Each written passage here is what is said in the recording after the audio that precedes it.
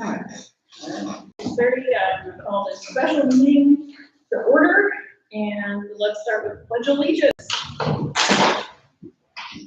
I pledge allegiance to the flag of the United States of America, and to the republic for which it stands, one nation, under God, indivisible, with liberty and justice for all. All right, Dan, go ahead and take roll call for this. Here. Here. Here. Ruby's here, right? Okay, thanks for making a forum, you guys.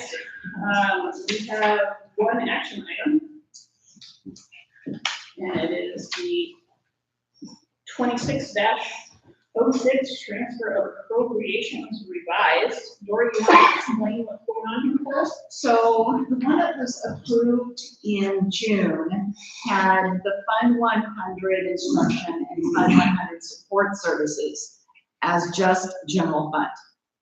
So when the auditors came to visit, they said, no, we need to split that out into Fund 100 instruction, Fund 100 support services. So that is the only correction on the document. I don't have a background in this. I don't know why, but you can't have just general fund. Okay, any questions about that? Okay, hearing none, the floor is open for a motion. Can you just say so? No, you have to state a motion. So if I state a motion, you can say so. Then, oh. Because it has to be clear what we're moving. Oh, okay.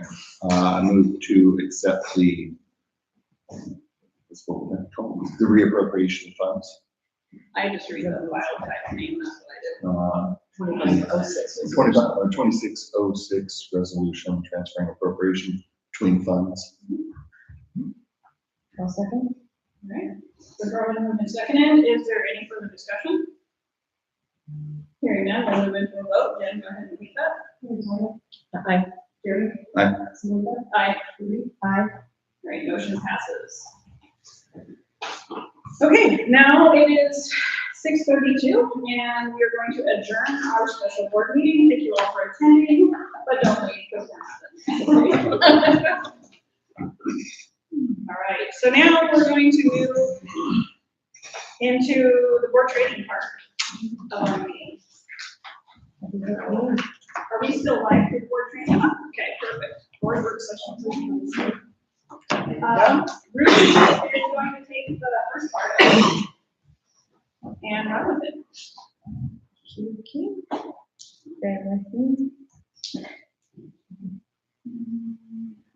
Try not to be boring. Their stuff is much more fun than mine. We may not even get to the. I'm like, that could be October. All right, board training. Woo. All right, so I'm going to cover some reminders and then go into some areas. So probably the fun part.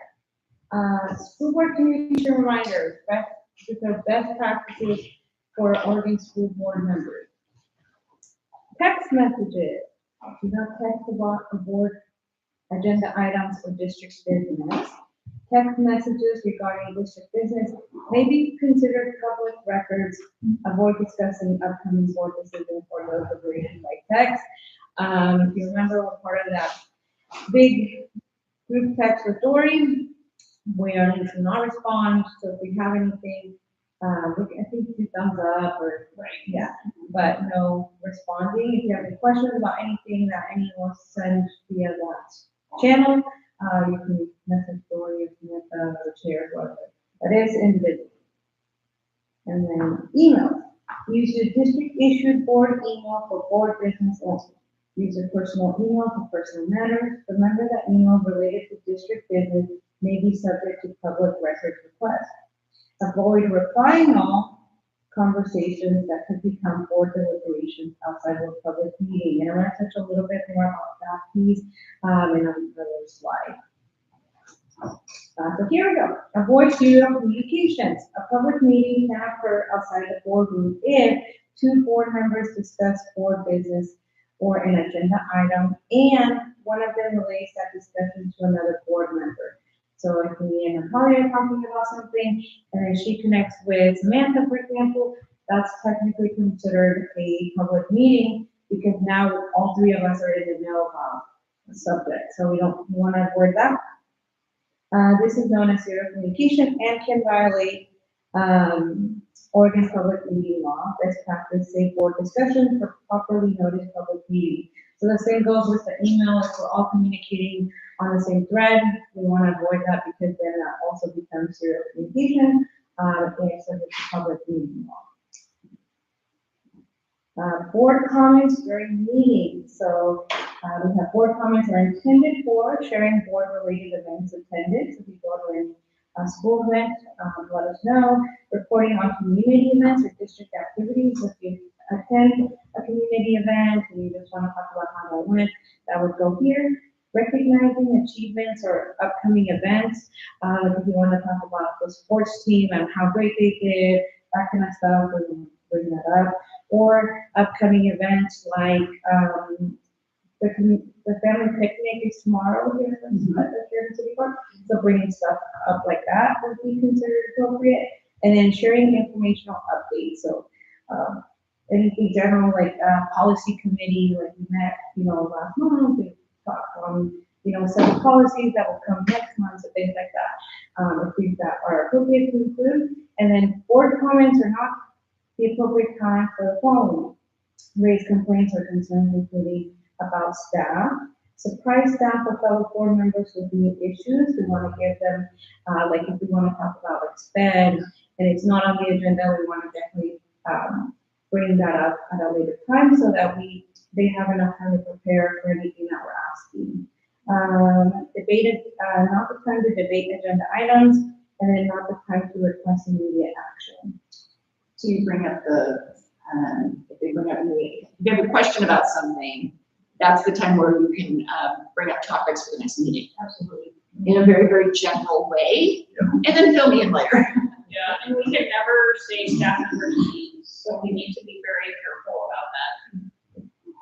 We can't call people out good or bad, we're not supposed to call them Okay, and then bringing forward issues or concerns. If you have a concern, notify the superintendent or board chair before the meeting whenever possible.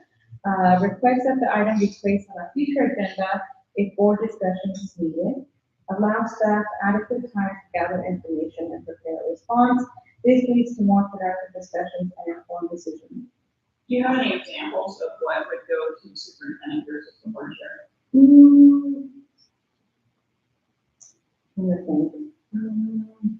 I can think of like things that are directly under the superintendent's hat.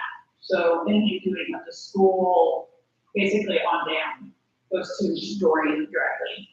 If it's about Dory or the superintendent, it goes to the board chair. That's literally what I was thinking in my head, and I was like, I think that would be it. So it's the same for everything else in the district. So just go with that same rule. If it's, because obviously it's going to be hard to go to Dory if it's about Dory. Go to the board chair, and the board chair will help direct you through the right channels, which will end up in review timer or his if we had a different one, you know what I mean? Or some policy topic. Yep. And then we have social media, my favorite. Remember that our role as board members extends beyond the board of meetings. So we have do's and avoid. So do share factual district information. I always try to screenshot stuff and send to Dory. There's, I think, a comment about the school, the bond project, and so I just relayed I commented on Facebook, I relayed the website for the bond so they can look at where we're at with projects and things like that. So that's sharing factual information. So you can do that. You can celebrate student and staff accomplishments. So I would share the Facebook post from the school district. So you could do that and we're like, yay, we're doing great. You can promote district events. You want to be respectful and professional if you're interacting on social media. Avoid discussing pending agenda items. Avoid deliberating district business online or debating district business online. Commenting on personnel or student matters. Engaging in arguments with community members, even if it's nothing to do with the school. It can get really heated really quickly on social media. So they're gonna like, hey, Ruby's on the board. Like, we need to take it up with Lori because she's over here arguing with the neighbor. So we don't want to do that. Creating the appearance that the board has reached a decision outside of a public meeting. So we don't want to say, oh yeah, we're gonna do this if it's nothing that's been decided yet. We're not talking about it. And then when in doubt, save the discussion for the board. Even if we all commented on the same post, that could look to the audience like we're making a decision online. So if you see something and you see Ruby's already directed them to a webpage, we don't all need to do the same thing. Correct. It's already done. That's a serial communication Yes. as well. Thank you for the That's the question. Do you ever have people from the community reach out to you like individually on Facebook or whatever? No, I've never had them come, from Facebook. I've had emails come in individually. But I don't think I've had anyone on social media. Haven't you? I think I've been tagged on something. before. I've been tagged, you're right. I was tagged on that bus thing that was going on last year. Several bus things. Yeah, you're right, you're right. On the bus issue, I was Bus tagged issue. in something and I chose not to comment, or I think I personally reached out and directed them story. But board doesn't have things like that, so please reach out to the superintendent. I had something right away, right at first last year. And then I just didn't engage. It was a negative comment. It was going to never go anywhere productive. So I just kind of ignored it. Yeah. I don't do a lot of social media activity anyway, unless you're selling a car. Marketplace. Marketplace, that's it. Yeah. Let's see what else we have. Okay, that was it for the just reminders. Any questions before we move on to scenarios? No? Nicely done. Okay, for scenarios, I'll read the scenario and then we will respond with what action you would take in the scenario. And then I'll give us like what it actually is or in addition to what has been said. Scenario 1, a parent wants you to fix their child's grade. A parent approaches you at the grocery store and says, "You're on the school board. My daughter failed math because the teacher is unfair. Can you make the principal change her grade?" So what would we do? We're gonna try not to laugh. Yeah. So correct action, we would want to listen carefully or listen respectfully without making promises. Explain that the board does not intervene in individual student matters. Direct the parent to the district's complaint or appeals process. Do not contact the teacher or principal on the parent's behalf unless it comes before the board through the appropriate process. And why this is important is because school boards set policy. We do not manage individual personnel or student issues. Thankfully, we don't. Scenario 2, the superintendent asks for feedback before a meeting. The superintendent emails all board members asking for opinions on next year's budget before the board meeting. What would we do? Not reply. So you're good. Yeah, sort of communication all the way up. All reply to that. Yeah, so do not reply all. We would respond only to the superintendent. Avoid discussing the budget with enough other board members to create a quorum outside of the public meeting. Save deliberation for the public meeting. And why reply all discussions can violate open public meeting policy. Would it be appropriate for us to reply to that in any way? Because not that you would email us, I feel like that's just a bad, but I mean, is there ever a time where that would be appropriate for us to reply even individually to you? If the superintendent is sending you an email asking for your opinion, then yes, it is appropriate for you to reply. But never, but not. But not reply, Yes. just to superintendent. And this is probably, I don't see that as like an actual. Yeah, or like if she emailed us about something and she's like, hey, can you please review this material and respond back or respond with dates that work well for you for blah, blah, blah, blah. Then we would respond, but only individually to Dory and not to everybody. Yeah.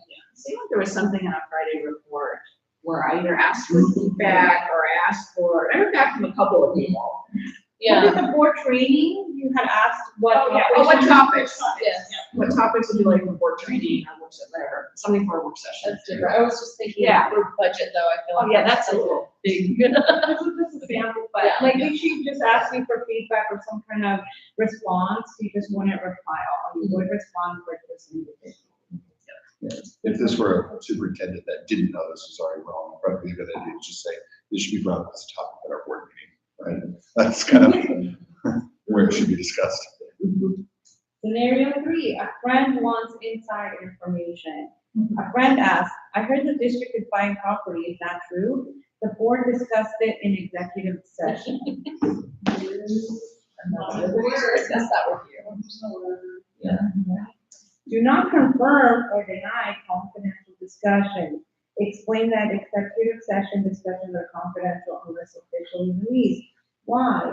Improper disclosure can violate Oregon law and damage negotiations. So,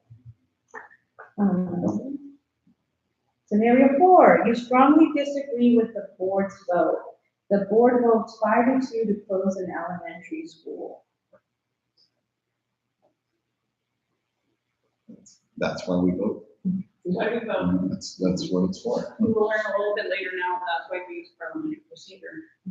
And the action, it says you may publicly state that you voted against it, respect the final board decision, avoid undermining district staff implementing the decision. Individual board members have authority only when acting as part of a board. It's also like when you vote and it's something that you're, especially when you're the minority of the vote, you should explain your vote. We've talked about this before, because it's good to go on record. So that when you're out in public and someone's like, yeah, go down, or didn't go down, you can be like, you're right, I voted against it, but we do stand as a board, so it's going forward because there's nothing you can do about it. But I did say on the record, blah, blah, blah. And then we have scenario 5, a teacher complains about principal. A teacher emails you alleging harassment by the principal. Or any other. We don't have anything to do with principals.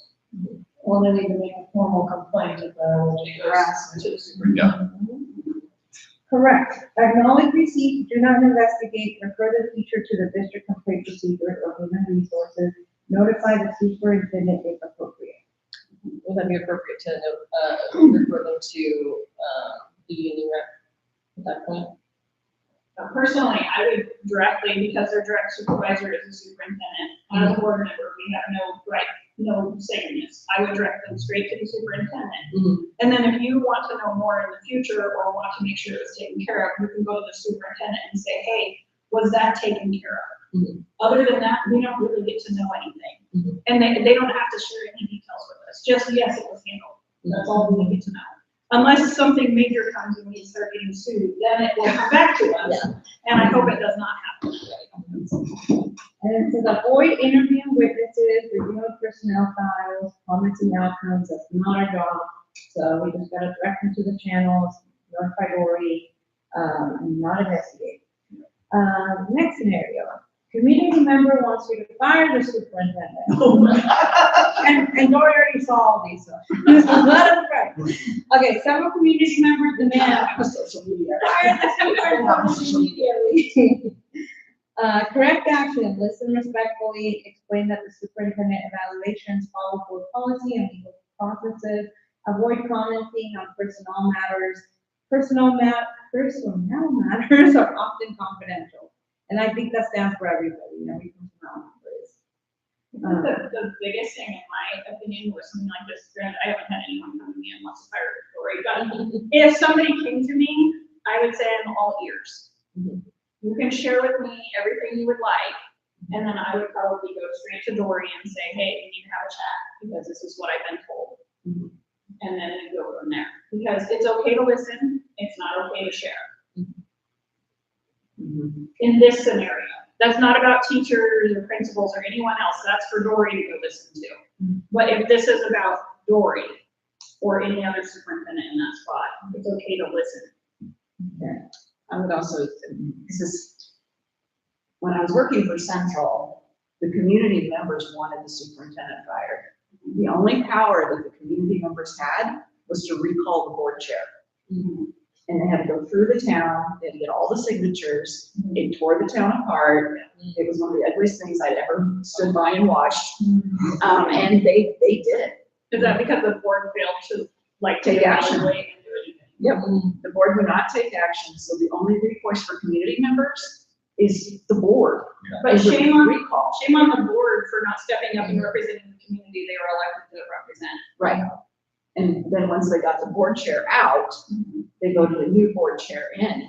So on a very awkward meeting, that all went down. It was like, okay. Yeah. And then, and comes the interim superintendent.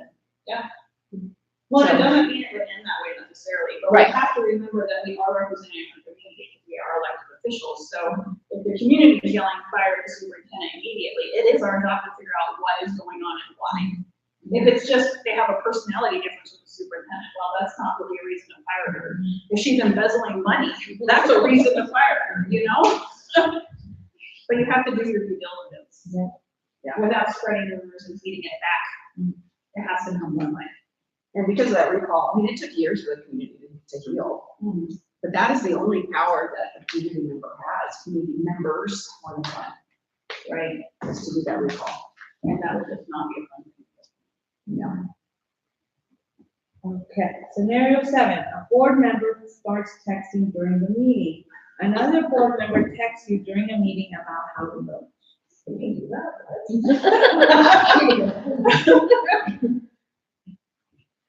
So we do not engage in deliberation by text. Keep the discussion in the public meeting. These communications may be public records and to violate transparency requirements. So don't do it.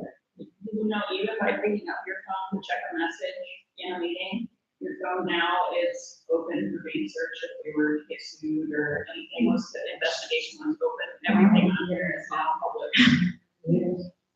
So, don't do it unless you're really worried about something. Definitely. I've seen you have weird stuff for a reason. Mine's usually face down. Yeah. And I will, I think it was when like your daughter was supposed to be. yeah, I will only deal with it when it's usually in a work session scenario, and this is not the same as a regular public meeting, so, Yeah. and it's usually only if it has something to do with my children, so. I will occasionally get texts that the audio isn't coming through, Yeah, or live stream is off, or something like that. and to be fair, if they can search my phone, I actually have nothing on there to share, so there's a whole lot of pictures and Okay, let's see, scenario 8, a board member gives orders to staff. A board member tells the maintenance director, I want this parking lot repaved next week. That wouldn't happen. It's not your party. It's already taking more than a week. This week, that's what my In 2 weeks, in 2 weeks. it will. Yeah. So board members should not direct staff. Operational direction flows through the superintendent. Board members govern through policy, not daily operations. So we don't like to manage programs at all. Scenario 8, social media criticism. Someone calls the school board doesn't care about students. This one, such as. I know, right? I'm like, what do you mean, right? So we would not respond with emotions. Avoid arguing online. Share factual public information if appropriate. Encourage participation at board meetings. So again, with the bond stuff, sharing factual information about where to get updates on the bond, inviting them to our meetings. We have public comments for a reason. If they wanted to, they could. Avoid revealing confidential information, getting into lengthy debates, et cetera, et cetera. Rudy, you do a good job of just screenshot to me, stuff you see on social media, just you should be aware. But this is, because we're so small, Yeah. small community. I did the same, if I see it. Yeah. And then you and Elaine do a good job of like, if it's something to then put something on our Facebook page. Right? Hey. Show us down Mhm. there. We'll give an update. Yeah. Scenario 10, conflict of interest. The board is voting on awarding a construction contract to a company owned by your sibling. Is there any more small towns? It could be a family member, friend, something. So this is under conflict of interest. Disclose the potential conflict as required under Oregon ethics law. follow advice from the district council or the Oregon Government Ethics Commission regarding whether you must recuse yourself. And then why this is important, transparency protects both you and the district. So there's that, I think, important that happened about, conflict of interest, so you don't want to end up in the news, things like that, so. Yeah, and to be fair, when I first came on this board, that was an argument in the community. There had been over the years, people hired that were, not even just directly related to people on the board, but also people in the district office, and it was really a hiccup to overcome. I haven't seen it since, so I don't know if we're just more aware of it, but it was definitely something that came up.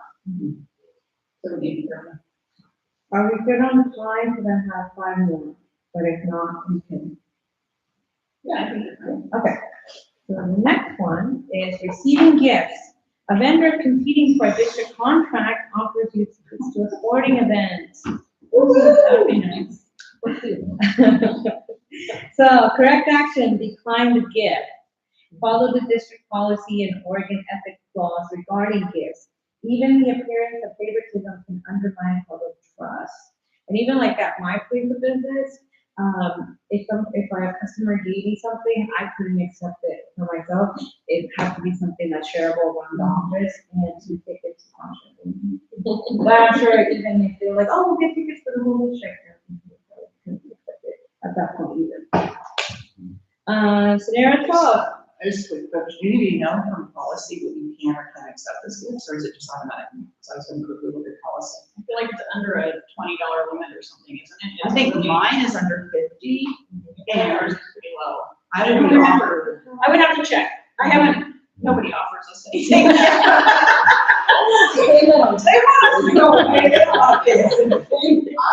offered, gift cards for completing a survey.